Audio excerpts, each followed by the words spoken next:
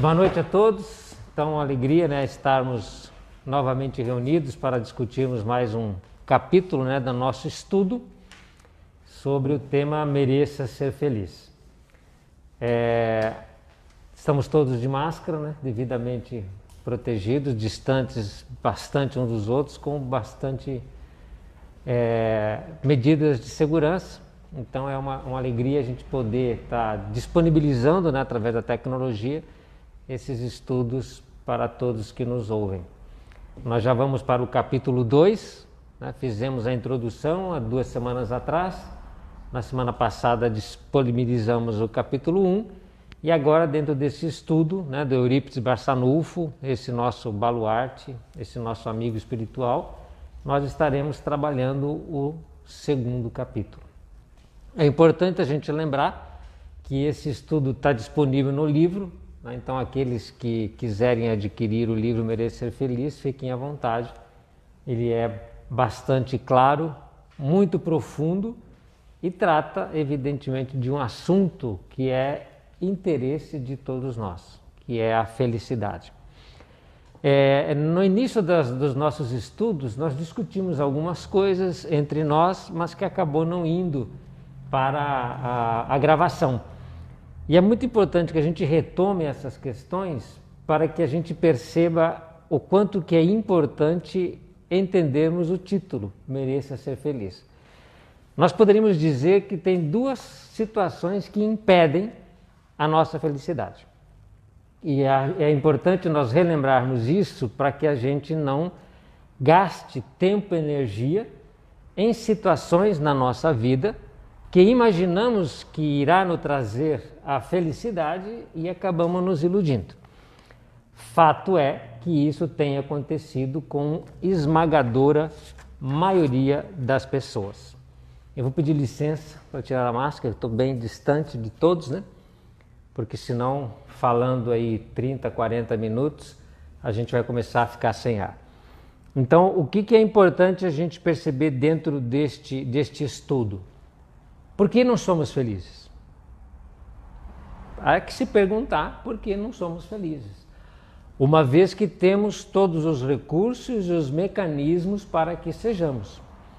Porque depois de tanto tempo em que a humanidade está vivenciando as suas tecnologias, as suas ciências, os seus estudos, avanços na psicologia, psiquiatria, medicina, em todas as terapias, hoje terapias holísticas, em todas as questões orientais que nos remetem à meditação, ao conhecimento de si mesmo. E nós olhamos o planeta da forma que está, ainda mais agora, com essa questão que nos oprime de certa forma, ou que nos leva a refletir mais interiormente o que está acontecendo. Ainda assim nós percebemos que a grande maioria das pessoas não é feliz. Pelo contrário, poderia dizer que até que são infelizes, não estão no perfeito equilíbrio, algumas estão acuadas, outras estão com medo. Nós temos a questão do suicídio, que é também uma pandemia, é algo que oprime a nossa humanidade. Então, por que, após tanto conhecimento, tanto estudo, tanta tecnologia envolvida, tanto dinheiro e recursos disponíveis, a humanidade, de forma geral, ainda não adquiriu a felicidade? Essa é uma pergunta que precisa ser feita por todos. Nós, dentro da nossa prática, da nossa ciência, que é o conhecimento profundo de si mesmo, nós temos as respostas, ou pelo menos parte delas. A gente entende aonde é que está dentro dessa nossa relação consigo mesmo e com tudo que nos envolve, em quais pontos, de forma bem clara e detalhada, nós temos dificuldade em conseguir atingir o estado pleno de felicidade. Nós poderíamos dizer, para tornar isso bem fácil e bem simples de entender, que nós teríamos 2 condições iniciais. A primeira, diante do título, é o merecer. Muitos não são felizes pelo simples fato de entender que não merecem. Isso não sou eu nem que falo, não é nem a doutrina, nem a ciência que fala. Consultando qualquer psicólogo ou terapeuta da mente, ele vai dizer que grande parte das pessoas ainda bloqueiam a felicidade. Entendem que não merecem ser felizes. E aí, num estado inconsciente de boicotar-se, bloquear-se a si mesmo, toda vez que tem oportunidades e recursos para gozar da vida com mais tranquilidade e satisfação, acaba tendo um mecanismo em que a pessoa nega tudo aquilo e se coloca numa posição de sofrimento. No passado nós tínhamos inclusive aquela questão da autoflagelação, vocês lembram, né? Por que as pessoas se autoflagelavam? Então esse mecanismo de fazer mal a si mesmo ainda existe.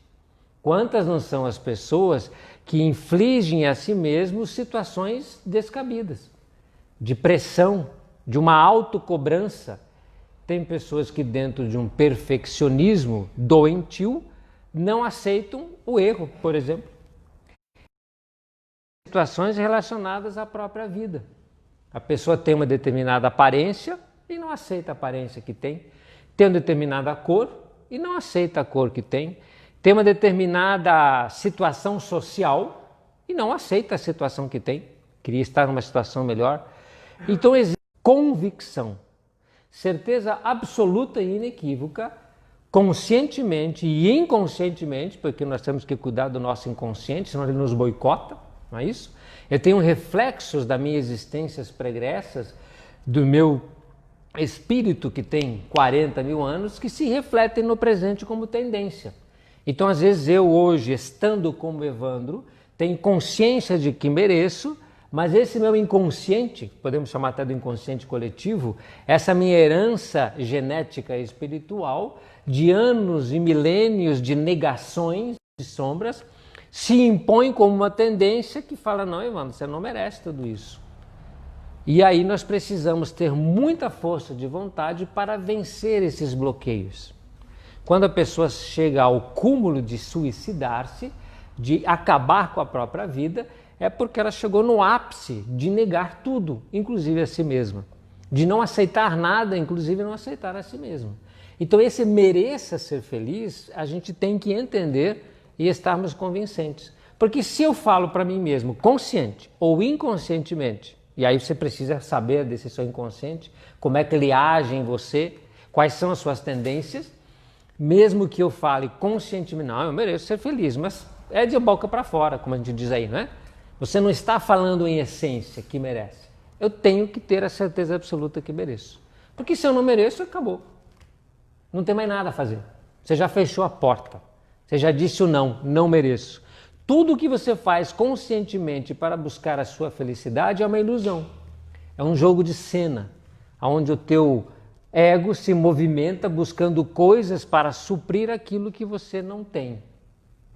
Você vai colocar adereços, você vai colocar uma série de títulos em cima da sua personalidade, vai procurar ter dinheiro, poder e reconhecimento social para compensar essa situação íntima de uma total insatisfação, de um vazio interior. Isso não é felicidade, nunca foi e nunca será. Felicidade é um estado íntimo e não pode estar associado a nada que seja exterior. Por que você é feliz? Porque eu tenho um carro? Não. Porque eu tenho pessoas que me amam? Não. Porque eu tenho um título, porque eu tenho dinheiro, porque eu tenho saúde? Não. A felicidade é um estado íntimo que independe de absolutamente nada. É um vazio interior que se estabelece, total, certo? Em que você é pleno e é feliz, incondicionalmente. Não está condicionado a nada. Então eu preciso merecer e entender que eu mereço. Vencido isso, e não é fácil, porque arriscaríamos dizer que a grande maioria da humanidade está nesta condição de inconscientemente boicotar-se, de fugir da realidade de si mesmo. As famosas fugas, né? E aí qualquer psicólogo nos auxiliaria hoje nesse estudo dessas famosas fugas, quando a pessoa foge para uma situação ou para outra. Pode ser fugir no trabalho, pode ser fugir nas drogas, no alcoolismo, pode ser fugir em qualquer outra situação onde eu estou permanentemente ocupado com fugas para que eu não possa entender quem sou, porque eu não consigo ficar sozinho comigo mesmo. Eu preciso ter algo que complemente a minha personalidade interior ou a minha essência interior. E nós já estudamos isso, é justamente o contrário. Daí o conceito ou a comparação com o jejum dos cristãos primeiros e do deserto, aonde eu estou pleno justamente porque não tenho nada no entorno e não preciso de nada. Preciso única e exclusivamente de estar vivo e ter uma relação íntima com Deus, que no fim é uma relação íntima consigo mesmo, porque Ele está no nosso interior. Então, vencida essa primeira situação, e como dissemos aqui, a grande maioria ainda não venceu, vamos para a segunda situação. Porque entender que eu mereço ser feliz não me garante a felicidade.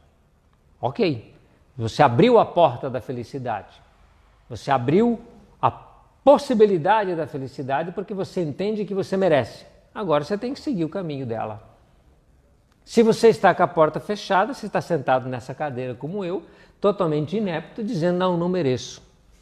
E é interessante essa questão humana, talvez meio que confundindo com uma humildade falsa, né? Quando a pessoa se coloca, não mereço. Como não merece? Né? Que situação é essa em que você evita qualquer situação ou qualquer desafio, imaginando que não merece? Todos merecemos. O merecimento enquanto filho de Deus é garantido, porque todos nós somos criados à sua imagem e semelhança. Então isso já é a permissão que eu preciso para ter acesso ao céu, que é a felicidade. Eu nunca fui expulso dele. Nós estamos imersos no seio do Criador. Basta estender a mão.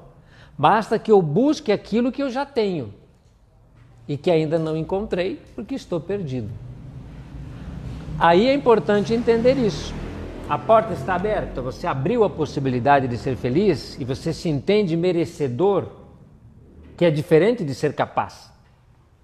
É diferente. Você merece, só que às vezes não é capaz. Você poderia fazer determinada situação? Poderia. Algo te impede? Absolutamente nada me impede. Por que você não faz? Porque eu não adquiri a competência. Quer fazer? Quer, então seja competente. É como, por exemplo, qualquer profissão na vida. Você merece ser um médico? Merece. Você merece ser um bom advogado? Merece. Você merece ser um juiz? Merece. Você merece ser um exímio construtor? Merece. Todos merecemos. E por que você não é? Porque eu não estudei para isso. Percebemos a diferença? Primeiro você se coloca como ser pleno, capaz de tudo que você quiser no decorrer do tempo. Não há nada, absolutamente nada que você não possa fazer. Muitos ainda se acham incapazes. Tudo é possível, tudo está posto para que você faça. Você não faz, porque não quer. Eu não quero ser médico, ok? Eu quero ser engenheiro, beleza. Mas você merece ser engenheiro? Claro que eu mereço. Por que não? Porque eu sou baixinho? Porque eu sou gordinho? Porque eu sou corintiano? Né? Não, né? Lá vai o Corinthians de novo, né? Eu mereço, merece. Então agora se torne apto a ser um engenheiro. Seja capaz de ser um bom médico, um bom advogado. O que eu preciso? Estudar, compreender quais são as situações que envolvem determinada tarefa. Aí é um caminho. A felicidade é exatamente isso. Você merece ser feliz? Merece. Ótimo. É capaz? Às vezes não. Às vezes você ainda não adquiriu certo conhecimento de si mesmo que te habilite a felicidade. Então, esse é o segundo ponto. Primeiro, entender que a porta está aberta. Não feche você a porta. Não feche você. A porta está aberta. Você está criado, você já é espírito imortal. A morte não existe. Já isso só seria condição extraordinária para que eu seja feliz. A morte não existe? Não. Você nunca vai morrer? Não. Nossa, isso é uma coisa, já tem que dar uma alegria muito grande. O corpo morre, a personalidade morre, o Evandro morre, mas a minha essência espiritual não. Então, eu sou merecedor? Sou. Sou capaz? Sou. Primeiro ponto. E agora ter a vontade de percorrer esse caminho ou adquirir esse conhecimento que vai me garantir a felicidade. E qual que é esse conhecimento? Conhecimento de si mesmo. Então, assim como nós falamos algumas profissões aqui, mas qualquer profissão, desde a mais simples, e não tem profissão simples, na verdade, né? Quem tem 2 braços esquerdos sabe quanto é difícil algumas habilidades, né, manuais, né? Pintar um quadro, por exemplo, é fácil? Para mim é impossível, né? Eu não consigo fazer uma linha reta com a mão, né? Tem gente que faz um desenho ali, né? E você olha para aquilo e fala, gente, como é que o cara consegue? Não é isso? Então qualquer habilidade adquirida é importante. Então se eu quiser ser um engenheiro, quiser ser um médico, eu vou entender que eu preciso adquirir aquele conhecimento para desenvolver aquela tarefa. Então é isso. Eu quero ser feliz. Ah, para ser feliz, qual é o conhecimento que você tem que ter? Não é o conhecimento da medicina, não é o conhecimento da engenharia, não é o conhecimento da matemática, não é o conhecimento das ciências, não é o conhecimento dos astros, não é o conhecimento nenhum, é o conhecimento de si mesmo. Então a disciplina felicidade, ela parte de dois pressupostos. O primeiro é que você merece sim, a porta está aberta. Essa disciplina te aceita a hora que você quiser, como qualquer outra disciplina. Essa profissão te aceita como qualquer outra profissão. Ninguém vai te bloquear. A vantagem dessa disciplina chamada felicidade é que ela é gratuita. Para você conhecer a si mesmo, você não gasta nada. Para ser um médico, um engenheiro, né, um psicólogo, um terapeuta, um enfermeiro, você vai ter que gastar um pouquinho de dinheiro. Mesmo que você faça uma faculdade que não é paga, você vai ter que adquirir aí, com toda certeza, livros, né? Um pouquinho você vai gastar, e às vezes vai gastar muito em outras. Nesta disciplina chamada felicidade, nesse conhecimento de si mesmo, não existe nenhum custo, é de graça. E todo o material colocado no planeta é material didático, para que você aprenda a se conhecer. E todas as pessoas que estão à sua volta são seus professores, não é? Quantos professores você tem? Dizem que a sogra é a melhor professora que existe, né? Ela que vai mais exigir das noras, né? O teu irmão, se você tem irmão, ele é um professor. A tua mãe, o teu pai, os teus filhos, os teus amigos, o teu patrão, os teus empregados, né? Todos são teus professores, porque eles te ensinam a conhecer-se a si mesmo. Na medida em que você projeta nos outros aquilo que você é, você consegue entender o reflexo de si mesmo. O outro é um ótimo espelho. Basta ler na sua face, basta ler no comportamento alheio, como ele reage às tuas ações no mundo. Da maneira como ele reage, você consegue entender o que você fez, refletir sobre os próprios atos e entender, em essência, como ou quem você é. Por isso a dificuldade de ser feliz, porque as pessoas acham que ser feliz não é isso. As pessoas entendem que a felicidade não é uma busca interior de conhecimento ou de autoconhecimento. As pessoas acham que felicidade é algo que você conquista por fora. As pessoas acham que a felicidade vem do dinheiro, ou vem do poder, ou vem das coisas que facilitam a tua vida. E nós sabemos que não. Felicidade é estado íntimo. E quanto menos coisas você tem, mais feliz você é. Ou, desculpe, quanto menos dependência você tem das coisas, mais feliz você é. E aí cabe aqui uma reflexão ou alguma situação para que a gente também não seja hipócrita, né? A entender que enquanto estamos na matéria, por exemplo, o dinheiro não traz felicidade. De fato não traz, mas a falta dele traz infelicidade. Então nós temos que entender que é diferente. Eu não tenho recursos, estou passando fome, eu não tenho onde morar. Eu sou infeliz porque as condições que a vida me coloca, elas são extremamente complicadas. E eu ainda não estou num grau evolutivo de conseguir ser feliz com tamanha carência. Se nós tivéssemos um espírito altamente evoluído, como Jesus, que não tinha nada, absolutamente nada, dizem inclusive as escrituras, não tinha uma pedra para recostar a cabeça, mas era o mestre, ele não precisava de nada, podia fazer assim, né? Mas nós não temos essa evolução, então na evolução que nós estamos, a falta total de recursos nos coloca numa situação vulnerável de infelicidade e sofrimento. Então eu ter o básico, eu ter os recursos básicos para que a minha vida seja boa, não que eu tenha muito, me garante que eu não vou ser infeliz, mas não me garante a felicidade. A felicidade é estado íntimo. Ela nunca está condicionada a absolutamente nada à nossa volta.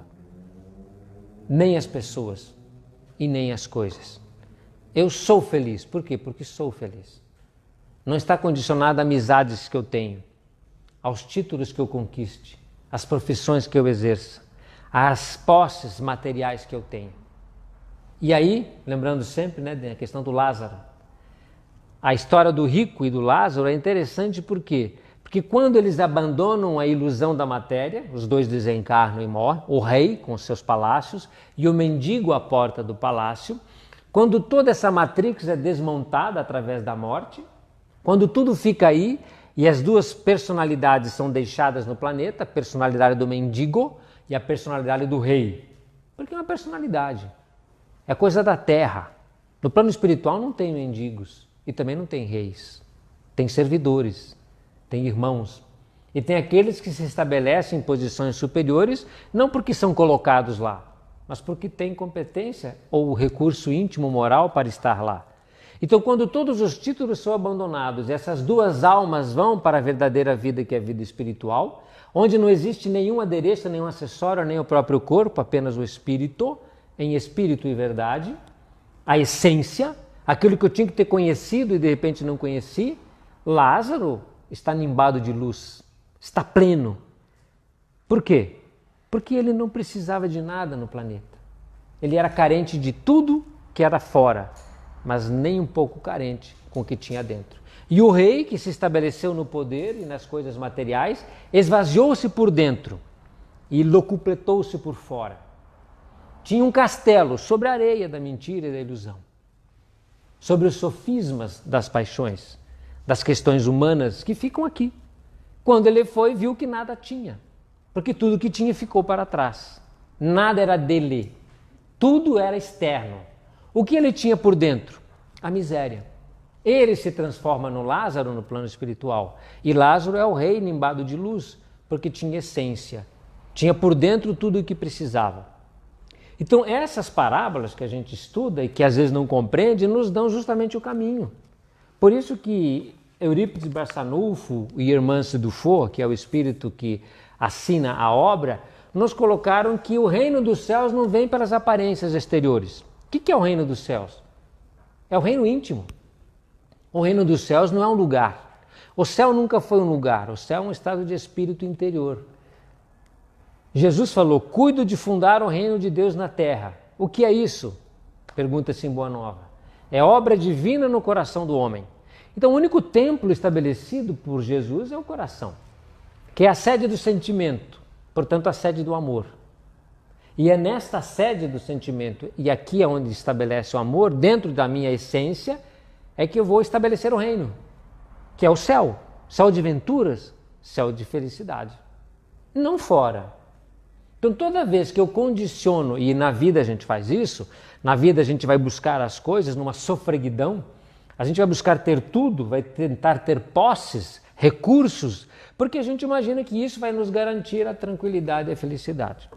Chega aí um vírus e já fala, nada disso se sustenta, se você não pode aproveitar. Você pode ter todo o poder do mundo, mas está preso em casa, vencido por algo que não se vê.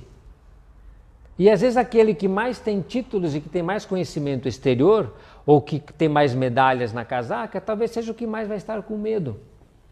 Porque ele percebeu que aquilo que ele acumulou por fora não deu garantia íntima. Ele não está extremamente forte. Ele está às vezes com medo. Então, muito importante nós entendermos na proposta de Eurípides Barçanufo que a felicidade é algo que se estabelece no interior do espírito. E a gente só vai adquiri-la conhecendo-se a si mesmo. E a gente só se conhece verdadeiramente fazendo o esforço reflexivo de avaliar aquilo que eu estou fazendo e aquilo que eu estou sentindo. É conhecer-se, é ouvir-se, é enxergar-se. Coisa que o ser humano não consegue. Está lá nas parábolas. É mais fácil ver o argueiro no olho do outro do que a trave em si mesmo. O que quer dizer isso? É fácil enxergar nos outros os defeitos.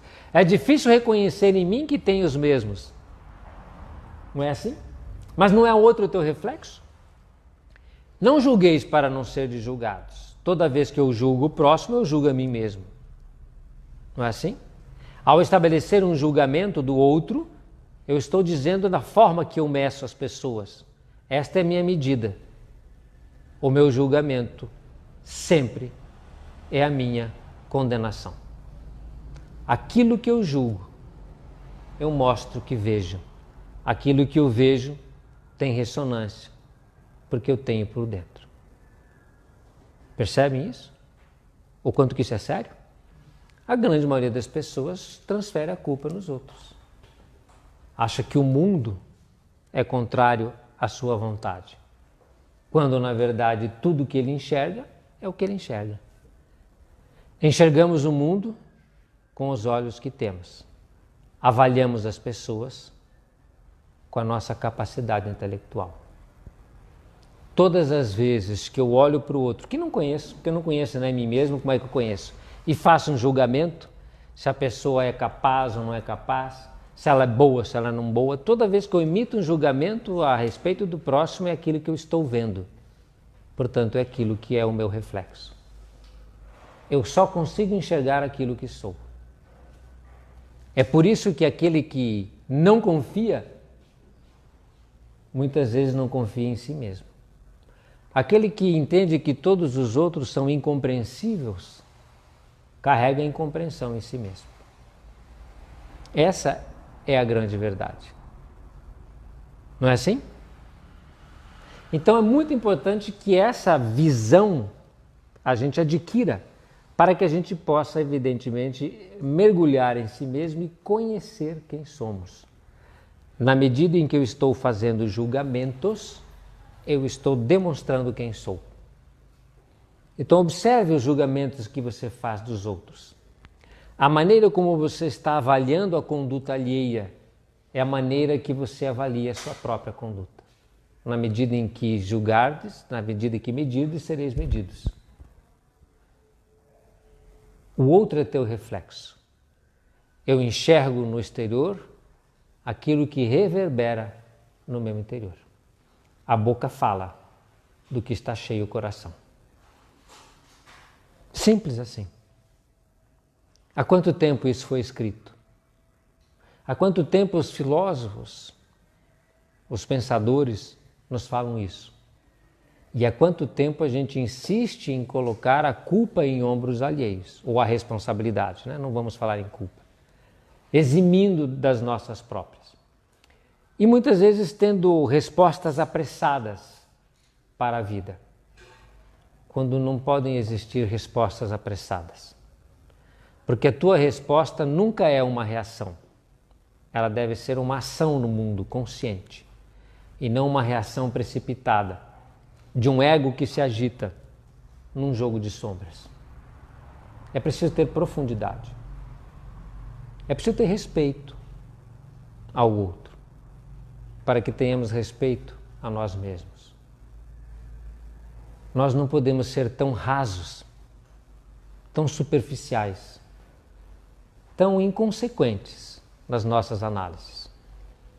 É muito fácil fazer isso, mas você mostra exatamente aquilo que você é.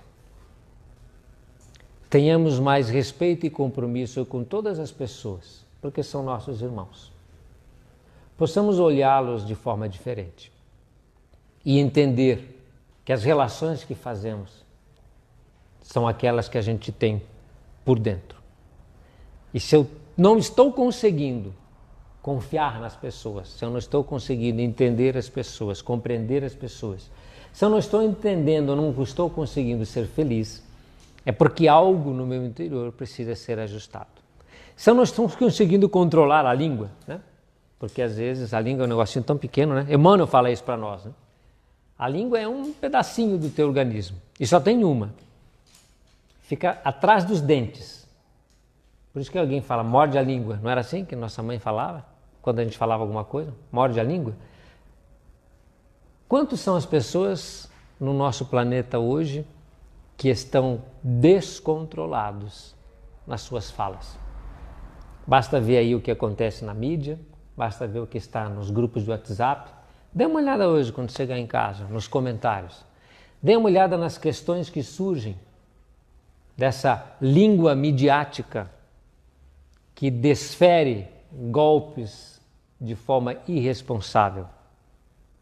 Aí, essa é a humanidade. Vocês acham que isso está certo? Comecem a refletir. Cada um fale por si. De que forma está contribuindo para o atual estado de coisas? de fato, se isso vai nos trazer benefícios. Precisamos construir, evidentemente, um estado de coisas diferente. Precisamos ser mais responsáveis na nossa manifestação, no exercício da nossa cidadania, na contribuição que damos à nossa sociedade, à nossa comunidade. Precisamos, de fato, entender que nós podemos somar esforços e entender melhor quem somos. Então, esse era um esclarecimento que eu acredito que faltava, pelo menos em termos de capítulo, né? Nós estamos no capítulo 2, nós tratamos disso em um outro momento, mas aí não foi gravado.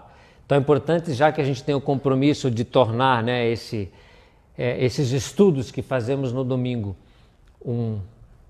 cadenciar desse livro, desde a introdução até o último capítulo, é importante que a gente trabalhasse essa questão que ficou faltando lá atrás na introdução, para que ficasse bem claro, né, a questão do título, do Mereça Ser Feliz, e de por que, né, Eurípides Barçanufo e toda a equipe se estabelece o estudo naquela fala de Jesus, que o reino dos céus não se estabelece pelas manifestações exteriores, para mostrar que a conquista da felicidade é algo que se faz interiormente. Não é algo que está estabelecido no ego, na tua personalidade, mas é algo que está estabelecido na tua essência, na tua alma. Tudo bem? Então isso é de suma importância, né? No capítulo 2, onde ele fala que da felicidade do tarefeiro, aqui ele diz o espírita, mas é o tarefeiro cristão, como é que o cristão pode se estabelecer para ser feliz? E aí cabe, como sempre, né, não tem como a gente falar de cristianismo sem olhar para os primeiros cristãos. Há uma fala, né, lá nos primórdios, que está no Evangelho, que fala assim: olha como eles se amam, olha como eles são felizes. Vocês lembram disso? Quando a comunidade cristã começou a estabelecer as suas relações lá na Santa Aliança, as pessoas em volta começaram a perceber que todos eles passaram a ter uma felicidade diferente. Uma felicidade, não digo sem mesclas, né, mas uma felicidade mais plena, que independia das injunções sociais. E isso não tinha a ver com absolutamente nenhuma condição. Eles eram felizes, se entendiam, se amavam, se conheciam e se confessavam. Então, quando isso começou a se estabelecer lá atrás, começaram a perceber de que forma isso era conhecido. E aí havia muita coragem nesses primeiros cristãos. Eles se estabeleciam de forma muito plena, muito segura. A gente entender e conhecer uma personalidade de Paulo, né? A vida e a história de Paulo, de Pedro, João Evangelista, Maria Madalena, Joana de Cusa, Filipe, Barnabé, tantos outros Marcos, né? O menino Marcos, a gente vai perceber que eles tinham uma fortaleza interior, que é um estado de fé, de convicção, de se sentir merecedor e de partir para a vida traduzindo por fora aquilo que eles tinham por dentro. Era algo que estabelecia uma fortaleza. Eles tinham essa fortaleza. Eram homens e mulheres que se estabeleciam com muito vigor. Vejam Estevão, que foi apedrejado até a morte. Eram pessoas comuns, alguns deles sem recursos nenhum, analfabetos.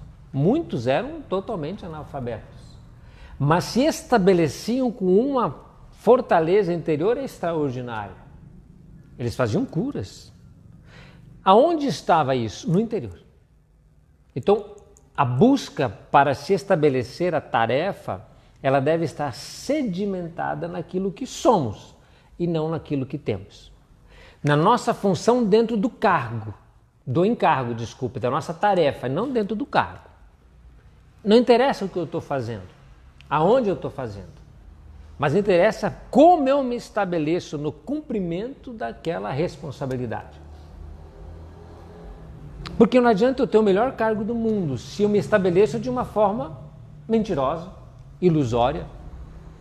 Se ao invés de eu ser verdadeiro nas ações que estou fazendo, eu estou manipulando informações, eu estou tirando proveito próprio daquela situação. Então é uma questão de ação íntima, verdadeira, positiva e corajosa. Por isso que dizia que os cristãos tinham que ser corajosos. Por quê? Porque no dia a dia não é isso que acontece. No dia a dia existem muitas situações exteriores. Existe uma matrix estabelecida onde as relações nem sempre são profundas. São relações superficiais. E algumas dessas relações são relações mentirosas. Não existe um olho no olho profundo. E algumas dessas relações são relações em que eu quero tirar proveito. Eu me apresento para a tarefa não entendendo o que eu posso contribuir para melhorar, mas de que forma eu posso me beneficiar. Quanto é que eu vou ganhar com isso? O que isso vai me trazer de benefício? E lembra que semana passada nós falávamos que muitos vêm bater as portas das religiões para ganhar coisas? Não é assim? A gente bate, que seja dentro da evangélica, católica, espírita, né? Às vezes o fiel vem bater a porta da religião ou da igreja, do culto, para receber algo. Ele não vem para contribuir. Ele vem para receber. O que ele quer receber que já não tem? Se o templo interior é o templo reconhecido por Deus. E muitos foram no passado, e às vezes pode acontecer no presente, de cultos que se estabelecem se aproveitando dessa ingenuidade. Se colocando numa posição de intermediário de Deus e dizendo, não, eu posso te conceder a graça. Que graça eu posso te conceder? Nenhuma. Você já tem a sua. Jesus não concedia. A tua fé te curou. Não eu, tua fé. Os recursos internos que você dispunha foram movimentados interiormente para que você atingisse a cura. A gente sabe disso. O médico pode prescrever o tratamento, mas quem se cura é você. Se você não seguir, não se cura. A recomendação está no Evangelho. Você não segue, o que adianta? Então é importantíssimo nós entender isso para que a gente não continue cometendo os mesmos erros de chegar e querer obter algo, arrancar uma graça ou barganhar com Deus. Lembra que nós falávamos isso? Eu faço as coisas boas e eu vou ganhar o céu. Você já tem o céu, meu amigo. Já está no teu interior. Conquiste-o. Desvende-o. Mergulhe em si mesmo e descubra o céu interior que já está a teu dispor. Mas você não quer esforço. É mais fácil ir atrás de uma varinha mágica que resolva todos os teus problemas. Que pode ser a religião, que pode ser o trabalho, que pode ser o que seja. Então você foge de si mesmo e vai atrás de algo exterior que é mais fácil. Tem um filme interessante esses dias atrás, que é Os Dois Irmãos, bem interessante, eu assisti com meu sobrinho, e aí diz que antigamente tinha muita magia, e que as pessoas que buscavam essa magia da vida interior faziam luz, né? Conseguiam com muito esforço produzir luz através de uma magia. E aí a ciência veio. Aí é bem interessante uma cena em que a pessoa lá está tentando fazer acender a luz através da magia de um bastão mágico, arrancando de dentro, né? Brilha a sua luz. E tem que ter um esforço muito grande, né, para fazer com que a luz interior brilhe. Não é simples. E ele fazendo esforço, e na casa ao lado lá apareceu a ciência, a lâmpada. Então a pessoa ia lá, acendia o interruptor, a lâmpada acendia e a luz se fazia. O que ele fez? Largou o bastão da magia e foi lá, ficou mais fácil.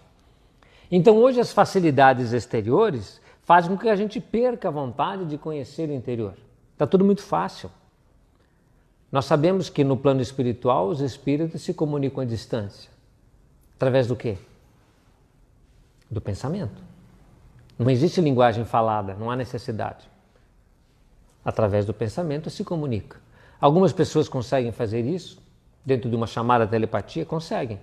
A esmagadora maioria não. Por quê? Mais fácil usar o celular. Por que eu vou gastar um tempo em entrar em conexão com outra alma, dentro de uma frequência vibratória, dentro de uma assinatura vibratória que eu reconheço, e eu faço isso através do interior, muitos faziam, hoje menos pessoas, se eu posso ligar. Então as facilidades no exterior vão nos tornando às vezes mais acomodados. Eu consigo muitas facilidades, mas aí eu vou perdendo o esforço interior. É importantíssimo que eu não perca, que eu me conheça. Por isso que tem que ter coragem para se estabelecer nesse mundo de muitas facilidades, de pouca disciplina, de muitas aparências, quase nenhuma essência. Então o cristão no mundo quer ser feliz, vai ter que se estabelecer como outrora. Mas tem que estabelecer como outrora. Não precisa se revoltar e fazer nada com nada, não. É uma questão íntima. Você se levanta, só isso. Põe-te de pé, conscientemente. E age, não reage. Oferece outra face. Perdoa 70 vezes, 7 vezes. Respeita o próximo, seja ele quem seja. Não agrida ninguém. Não macula a imagem de quem quer que seja. Não existe partido. É um só Deus, um só povo. Estamos todos juntos. Não existe lado A, lado B. Existe o lado interior de cada um que deve ser respeitado.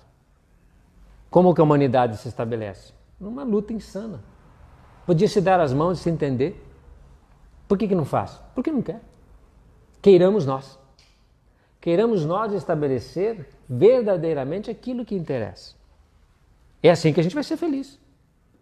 E não fazendo o que estamos fazendo. Então, esse tarefeiro, ele precisa reconhecer a importância de se estabelecer no mundo de uma forma correta. Não é isso? Nós temos sempre um compromisso com o tempo. Eu vou pedir a Bruno quanto tempo nós já temos aí, que se de repente a gente vai interrompendo e depois a gente dá sequência na outra... 30 minutos. 30 minutinhos? Okay. Vamos mais um pedacinho só e a gente encerra, depois a gente continua. Então é muito importante nós entendermos essa caminhada interior. E aí o que Eurípides Barçanufo nos coloca, né? Alguém procura apoio e consolo para receber a recomendação acertada para buscar trabalho e estudo. Quando a gente vai buscar, eu falei, né, que seja numa igreja católica, em qualquer lugar que a gente busca, sempre vai haver uma recomendação. Existe uma recomendação. O aprendiz começa a seu aprendizado espiritual.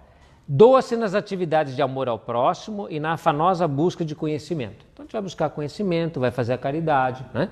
A gente sempre sabe que o amor ao próximo como a si mesmo estabelece uma relação de fraternidade, de solidariedade. E a gente entende isso e começa a se doar. Quantas não são as campanhas que existem, não só na nossa cidade, mas em muitas cidades? Quantos não são os grupos que se unem, que se reúnem para fazer o bem?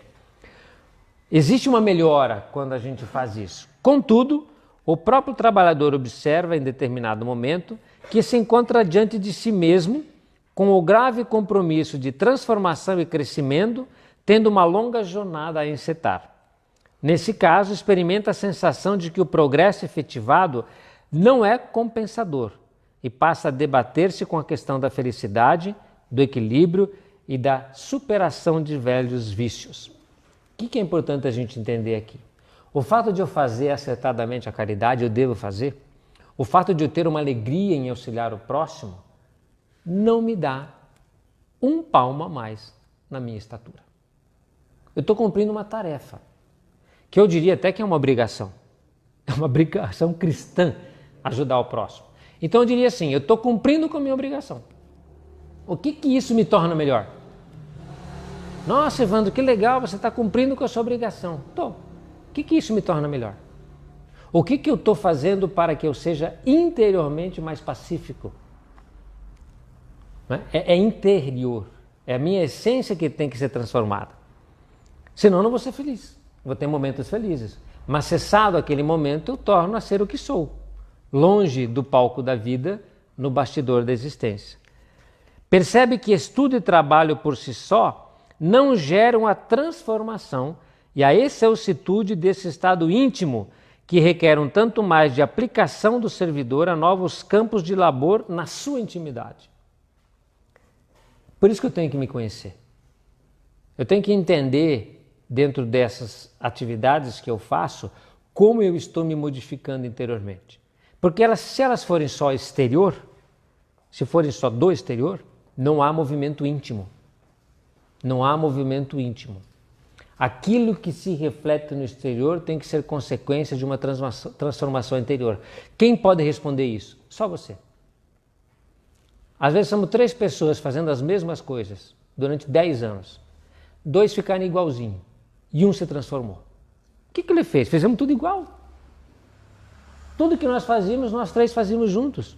Cesta básica, sopa, a gente ajudava o próximo, ajudava a reformar a casa.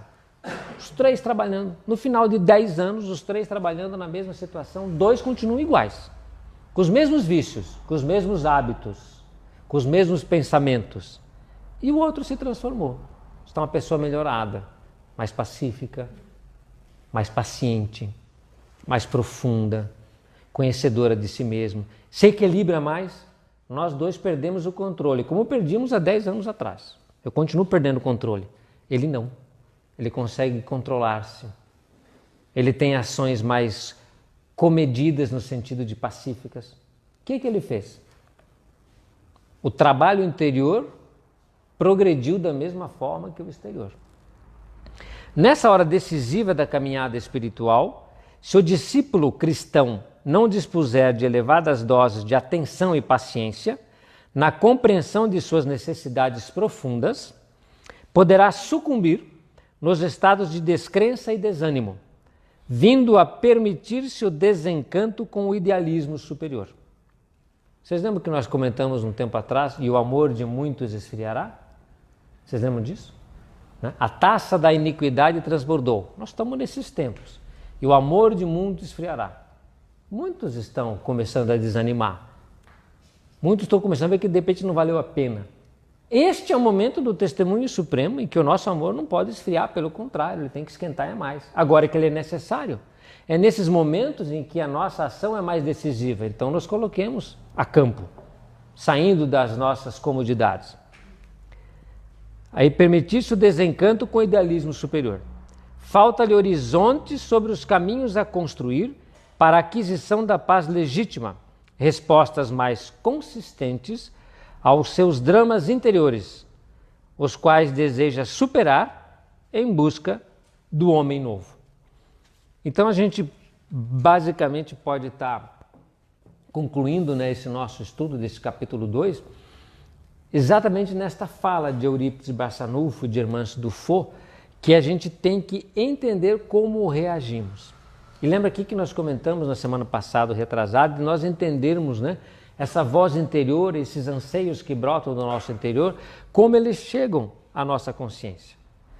Como é que eu estou aqui? A hora que eu respiro, que eu mergulho, que eu começo a me sentir, né, sem barulho, sem música, sem gente, você, sozinho, começar a sentir o que brota, se você está em paz, se você está tranquilo, o que é que de fato vem do interior da tua alma, que são os teus recursos, que não é nada de fora, que é de fato quem você é. E aí, para concluir, existe uma fala dos primeiros cristãos e dos estudiosos, filósofos, que falam que esse estado interior de verdade é como se nós estivéssemos permanentemente com o médico à cabeceira da cama. Acho que é de Kierkegaard, né? Eu tenho até que ver depois, é bem interessante essa fala, porque veja que interessante, o verdadeiro cristão, ou aquele que busca o conhecimento de si mesmo, ele estabelece como se ele estivesse permanentemente com o médico à cabeceira da cama. Quando é que o médico vem à cabeceira da cama? Quando eu estou próximo da morte, né? E olha que interessante, o que significa a morte para nós? Já que ela não existe. O que significa a morte para qualquer um de nós? A passagem. Nós vamos despedir da Terra, nós vamos deixar essa personalidade. O Evandro fica, o meu, eu e a essência vou. Então a chegada ou a prenúncio da morte, um médico à cabeceira da cama, vai fazer com que eu faça o quê? O que acontece quando eu estou percebendo que posso morrer? O que acontece com a gente? A gente reflete, não reflete? Com verdade. Não é uma reflexão aparente. Diante da possibilidade de eu morrer, o médico à cabeceira da cama. O que acontece comigo? Eu começo a trazer o que é verdadeiro. Aquelas minhas prioridades, que eram prioridades de ego, de Evandro, eu não penso mais. Por quê? Porque o Evandro não vai existir mais. Eu não penso mais nas necessidades do ego que vai morrer. Eu penso nas minhas íntimas. E aí elas brotam, aí elas vêm em verdade. Então, o tarefeiro cristão vive a sua vida como se estivesse permanentemente com o médico à cabeceira da cama. Ele vai refletir com verdade, sem máscaras, sem ilusões do ego. Por quê? Porque ele vai morrer. Alguém aqui vai morrer? Alguém que está me ouvindo vai morrer? Nós não vamos morrer? Vamos.